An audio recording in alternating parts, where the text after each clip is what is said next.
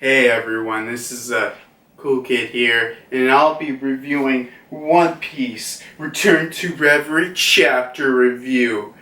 Okay, I gotta explain to my regular viewers. Attack on Titan chapter isn't coming out this month, so I originally planned I'll just do a One Piece chapter, but then Arthur from Reverire posted these One Piece Return to Reverie, fan-made manga chapters. So I thought, that would be cool. So I decided to do them. But gotta mention a couple things before we get into other things to get to the chapter review.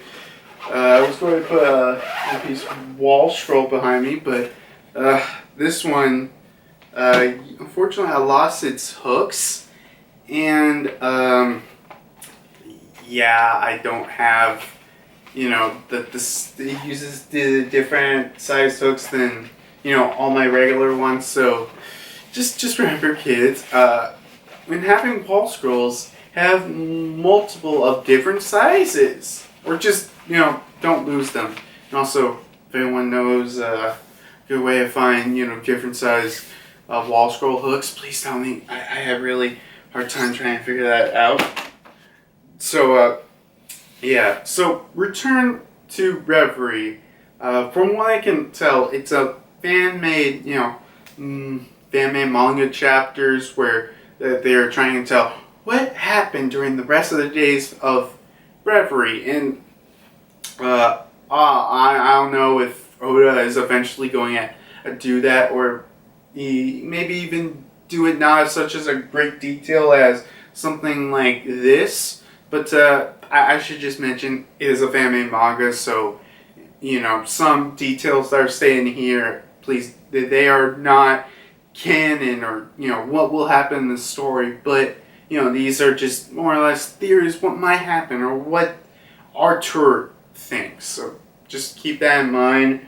I guess I'll go through the, people working on it. Arthur. He does he runs the site Library of Ohara. He does like a chapter analysis and secrets. Let's see what else. He also does like he also translated some Japanese stuff like the Reverire cards. So that just definitely check out Library of Ohara. It's got a lot of cool One Piece stuff if you're, into that series. So I would link that below.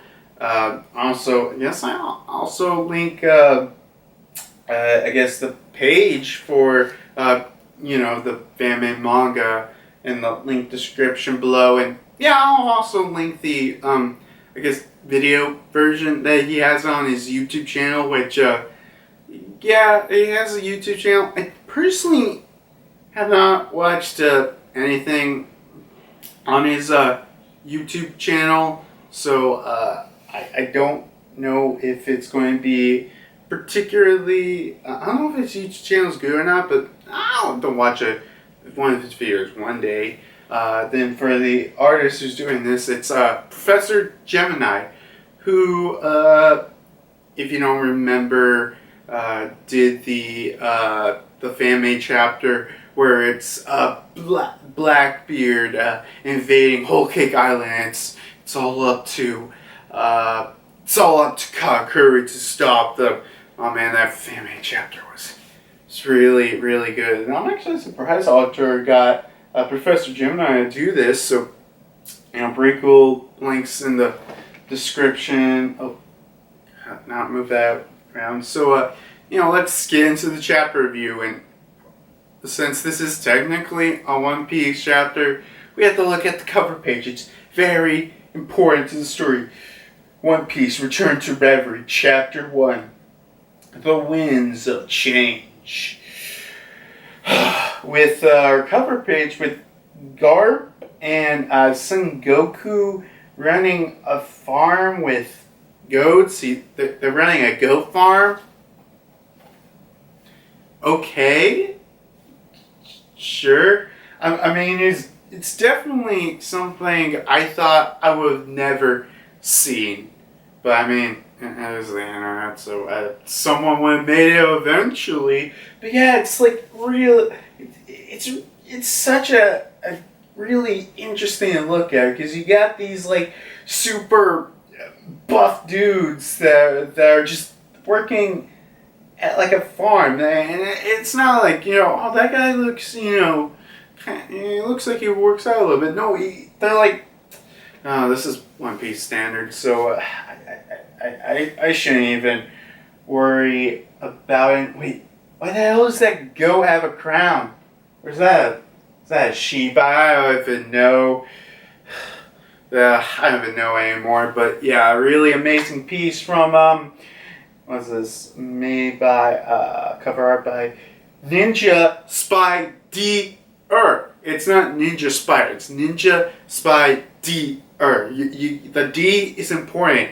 It's all about the D, especially in One Piece, because that stuff is important. But yeah, so from what I can tell, each of these Return to Reveries will have different cover pages requested by actual people. Like this one's requested by Liba Hilth.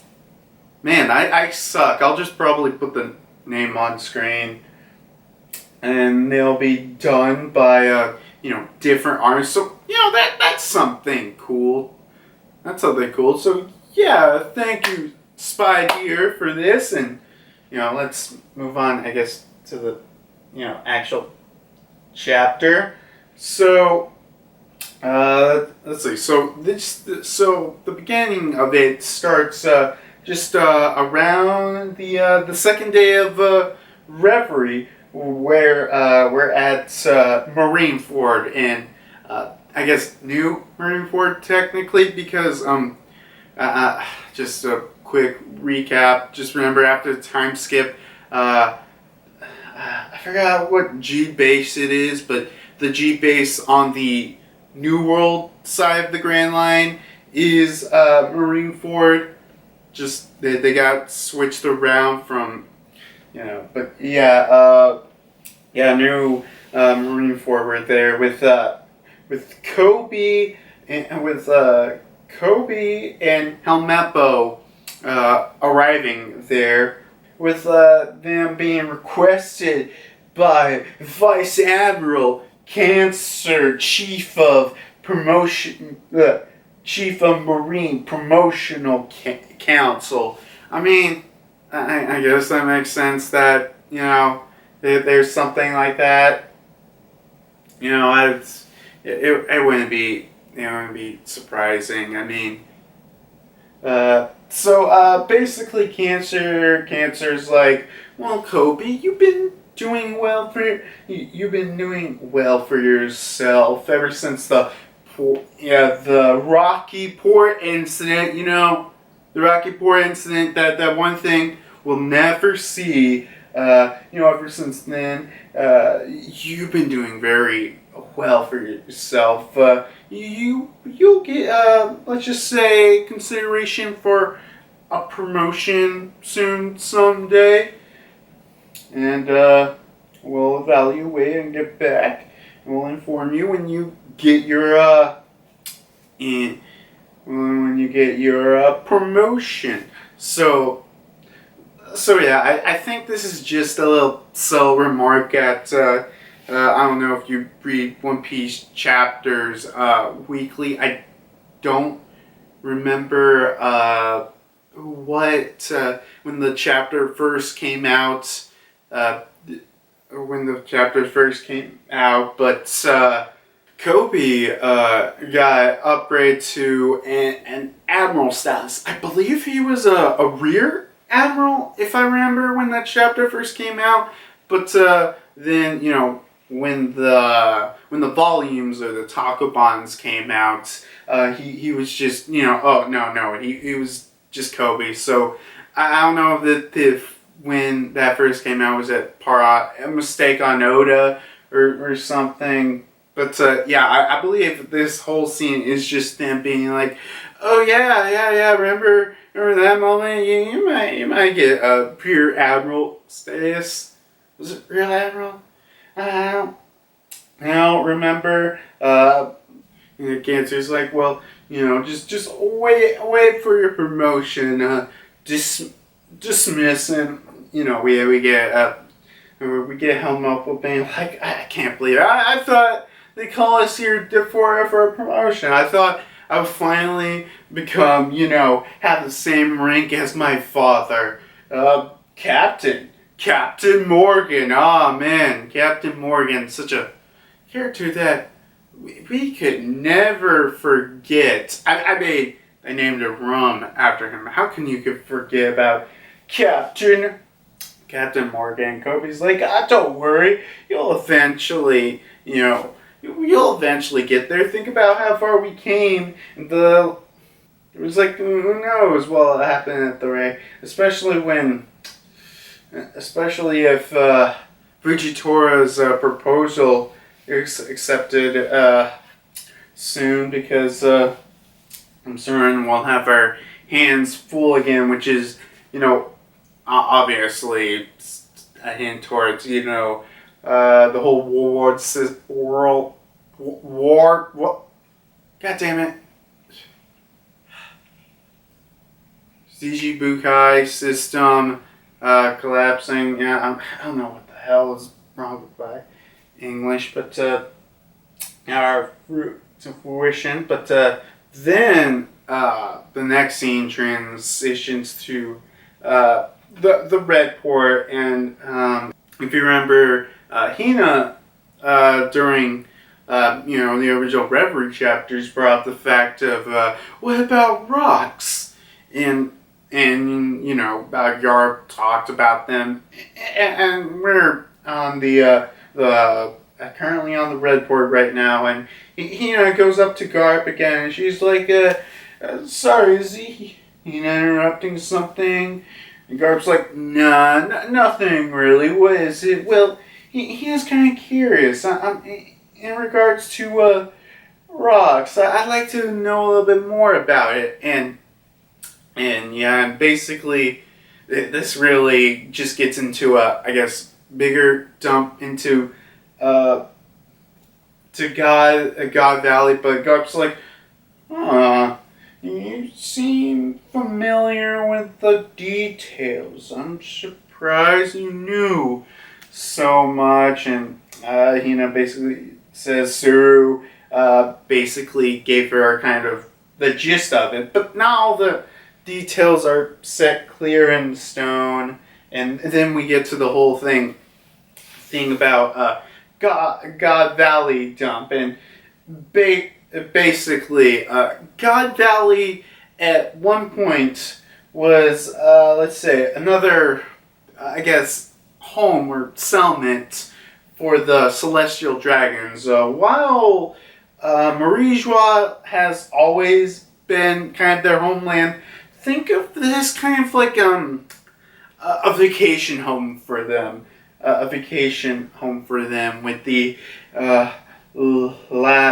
luxurious city of Emerald City. So yeah, we gotta pull our Wizard of Oz references.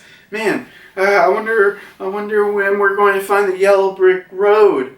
But yeah, the Emerald City. But Rocks was let's just say planning to invade God Valley to find find a tomb, which is as the world nobles know it, the national treasure of God Valley. And which he is like, wait a minute, are you telling me it's the One Piece? And Garp's like, no, it's not the One Piece, but according to legend, it's said to be the most powerful devil fruit in all of existence. Somehow, Rox was able to know the true nature of this and the treasure on Barijwa. I don't know how he found out, but only those treasures were necessary to fulfill his ambition. He was like, whoa, he shocked here. Are you sure it's okay to be telling this? And Garb's like, oh, don't worry, it's fine. It doesn't.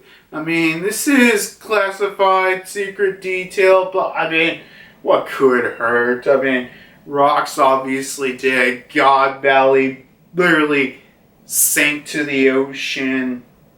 And Garth pretty much explains, while they don't know if they really don't know if Rox actually did die, but he was on the island, and the island literally sank down. So who knows? But then Rox, well, then wasn't it you and Roger who took down Rox and his crew? And Gar basically goes in, well, it's true that me and Roger did help take down Rox.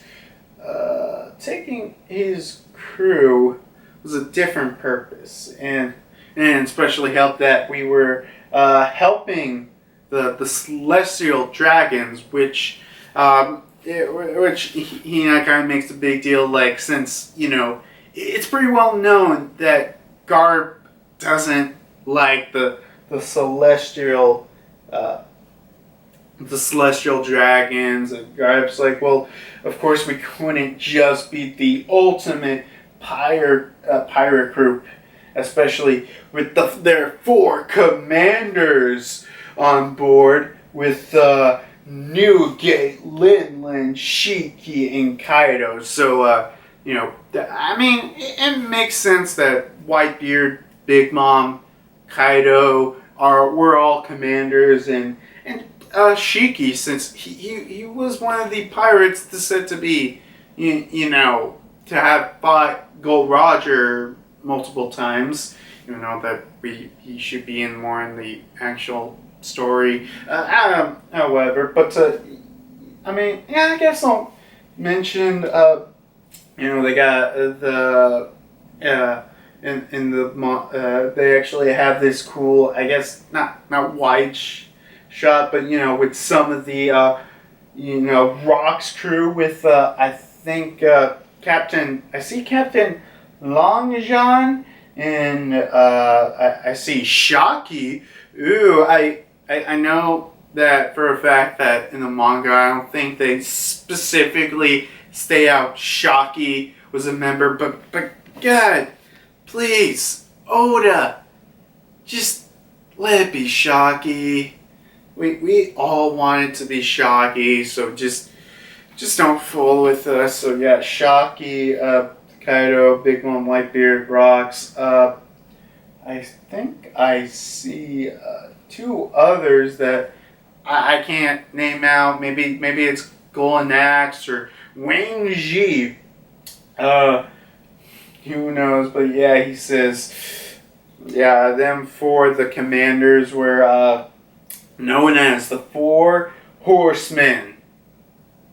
Not apparently without the Apocalypse, but yeah, 4 Horsemen. How could just Roger and Garp been able to defeat them all? It was because of the help of Whitebeard, and basically Whitebeard betrayed him. I feel like this is kind of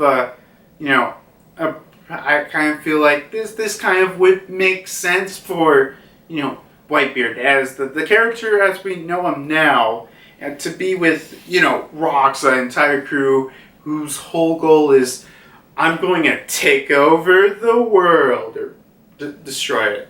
Yeah, take over the world. So it would kind of make sense for a Whitebeard to betray them. They betray them with each 3 of them working them side by side, taking down each of these take it down the rocks crew with this legendary Battle of Days. And we even got Hina, who's like, Jesus, Hina, this is making like my head dizzy. And he's like, that story satisfy your curiosity. And Hina's like, well, I got one question. I thought you really hated the celestial dragons, so why were you protecting them? And Garp brings out the big reveal. You want to know what it is? I'll tell you. It was because my child was among one of them. Yeah, big shocker, big reveal. I knew there were theories, people saying, well, maybe Luffy's mom was a celestial dragon, and that kind of would make sense, but I don't think anyone figured out it was not that generation, but I guess it was moved up one, so it would have been Dragon's mom or Garp's wife. I had no clue how that would have worked, but hey, I guess mystery of the story. Maybe it would have worked. I don't know if that would actually be happening with the real story, because I've been thinking about it. Like, I've had thoughts like, okay, I feel like we're going to figure out who is Luffy's mom, but I don't know if we're ever going to find out, who's, I guess, Dragon's mom or Garp's wife. I don't think we're ever going to really, I guess, find that. But hey, if this comes true, that would happen. But then that would even still bring the mystery of who was Luffy's mom. Mysteries. But then we go to the red what's Shanks's ship? I think it's like the Red Force, something like that. Oh god, I really should know my One Piece, but yeah, we're on the Red Pirates ship, and we got Lucky Roo and Ben Beckman being like, they're like, oh hey, you're finally back. So what happened when speaking up there in Marijois, and Shanks basically said, yeah, they're like, nah, we don't want to take action. We'll just wait for Blackbeard to make the first move. We just gotta assist the situation. No big deal. And yeah, I really do think that as Shanks is thinking right now, yeah, all you guys are stupid, because I think throughout this entire story, Shanks has been like, dude, the person you gotta worry about is Blackbeard, okay? You gotta be careful. Blackbeard's more dangerous than you think. Blackbeard's growing power. You gotta stop him right now. And everyone's like, Blackbeard, I mean, sure, he's a Yonko, but nah, we don't need to take him out now. We'll just wait. He's not our biggest focus right now, and I'm really thinking that's really going to bite Shanks in the ass with him getting killed. And I don't know, Shanks is probably thinking, all you had to do was listen to me. Or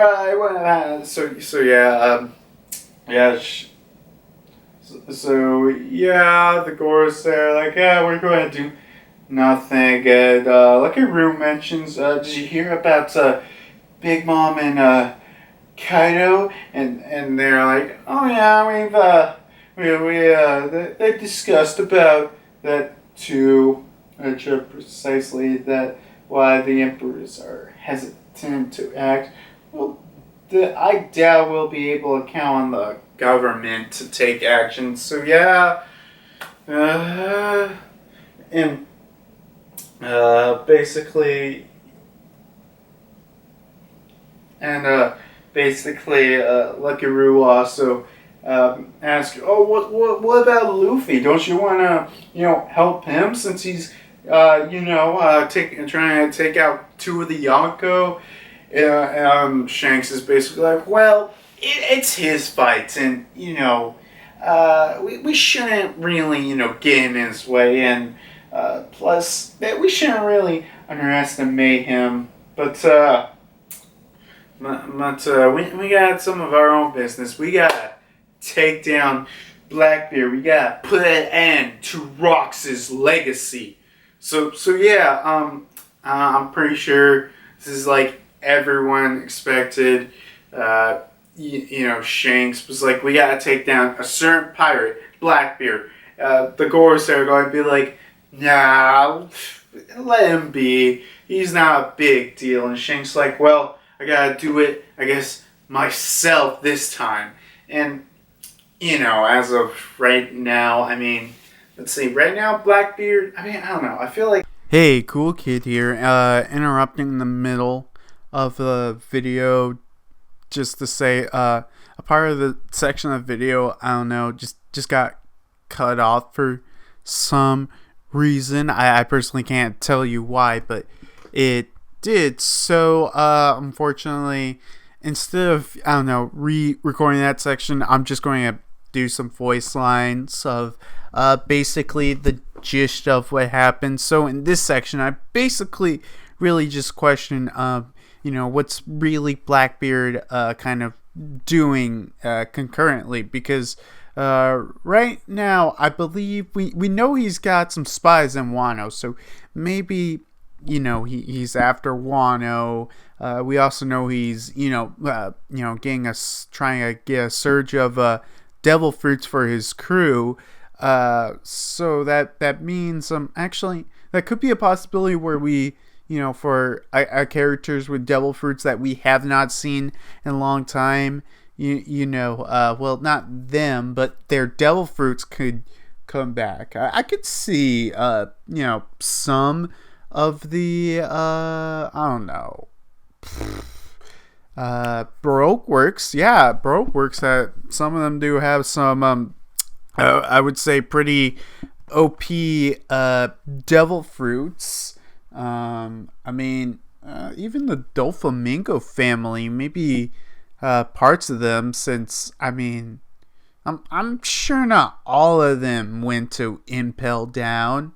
I'm sure some might have escaped, so there's that. Let's see what else. I can't really think on the top of my head. Actually, he could also actually go after Totland to steal one of the road poneglyphs. That was just the basic gist of what is Blackbeard doing. Or I forgot to mention.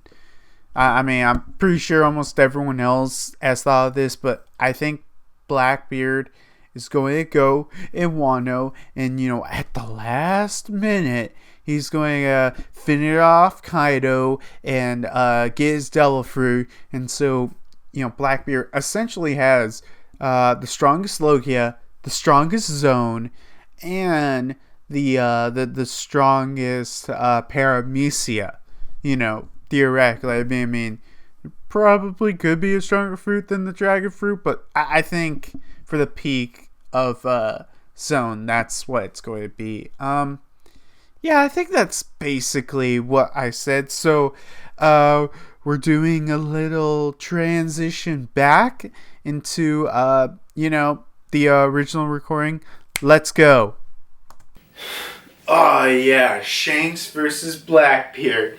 This is going to end horribly, guys. Shanks is going to die. Please don't die, Shanks. I still need you. We still need Luffy to give you the hat. We still need that. Then in the next scene, we go to up to Marijois with specifically in Ian City with the guards. And, one of the guardsmen just sees a bunch of crows, and one of them's like, I wonder why there's so many crows have been flying around here recently. You know, I think this might actually be the first time I've seen crows or any type of bird in the Holy Land before. Huh. Well, I mean, I did hear once that crows are a bad, omen to come. Maybe we should exterminate them. Maybe. But then, obviously, these crows are obviously, part of Korsu's, I guess, crow fruit thing. I have no idea what it is because I have no idea. Yeah, I have no idea what's up with Korsu's, like, what's it even called? Is he, I know he turns into crows, but is that a Logia? Is it? Come on, stand up right. Right. Yes. But yeah, I have no idea if it's birds, whatever. But of course, we go down to, I guess with the little hideout hole the revolutionaries are right now, and we got Korsu kind of look trouble, and Sabo's like, is there any trouble up there? Not trouble I'm seeing, but this could be useful. Which we do find out what that is in the next chapter, but we gotta pace ourselves. We gotta pace ourselves here, boy. But yeah, then we go to on top of Pangea, a castle with Shiroshi and Neptune, and she's like, "Oh, were you able to discuss about my mother's wish?" And Neptune's like, "Oh yeah, they decided to relocate the debate of relocation of Fishman Island on the fourth day of Reverie. All we can do is wait. I'm sure, all the other important topics. And also, we also got a couple of other characters I can totally tell. Ooh, like there's Dalton, and they're like, I don't think it's Neptune who's saying that. I have no clue, but I'll just say in the Neptune voice. Is it just me, or is it it's getting kind of cold up here? Maybe we should go inside, and then and the next thing we go back to with the, I guess agency, with the guards, and they're like, oh my god, what the hell is going on here? First it's those damn crows, and now it's this damn wind, and boom, they get knocked down.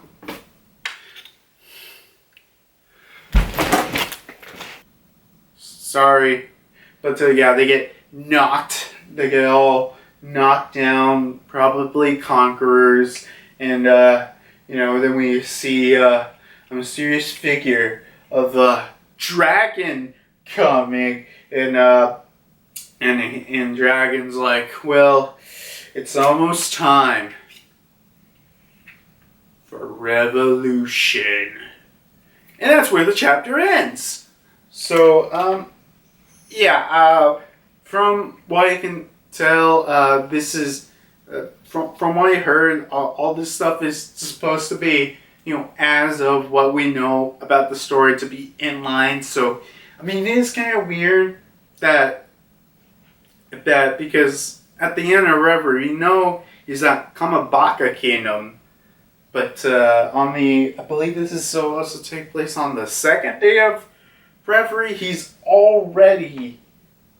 This is supposed to take at the second day, or maybe on the third day, and Dragon's here. And I mean, I know if he has, it kind of would make sense if Dragon could just go around a lot of places because of, if he has some kind of like wind or weather based fruit that he can just travel a bunch of places. But it is kind of hard to believe that a dragon is here, and I mean, would some of the other revolutionaries even know if, they're there?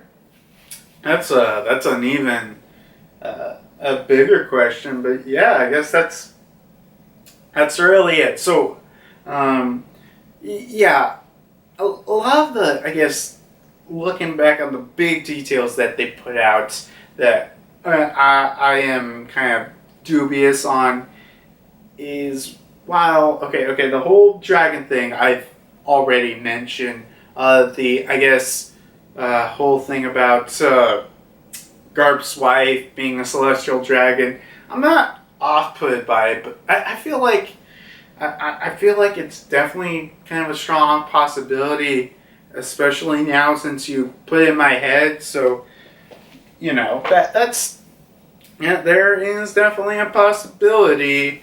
Let's see what else. There's the whole Kobe thing. Yeah, I mean, even think about, and also, oh yeah, the whole thing about, which I'm going to be honest, I didn't even need to read this, and I knew immediately, like, oh yeah, Shanks is trying to warn about Blackbeard, and no one would listen to him, and it looks like the Shanks crew has to go, they're going to go after the Blackbeard crew, and that's pretty obvious. I think that's what's going to happen. I don't know. I mean, honestly, I would make theories about next chapter, but I already read it. So, hey, I wouldn't mind doing this, and it's only because there's only 6 parts of this. But I could probably, because they're right now in chapter 4. I mean, obviously, by the time I do chapter 6, chapter, even by the time I get to chapter 4, it's going to be completely done. So, yeah, hey, who knows? Let's just leave it in a possibility for the future. Let's see, I'll just go through the team again. Don't leave any details out. Artur as writer, editor, producer. Professor Gemini as artist and designer. Ninja Spy D-er as this week's guest cover page artist. And let's see who else. We got feedback by Robin, Joy Boy, O'Hara, Mr. Moore. I believe these people were just the people that he consulted. Like, okay, how could this theoretically take place in the timeline? And he talked to those people, being like, okay, yeah, this is what could happen with the timeline, feedback and stuff like that. Proofreading by Fiso and Lady T.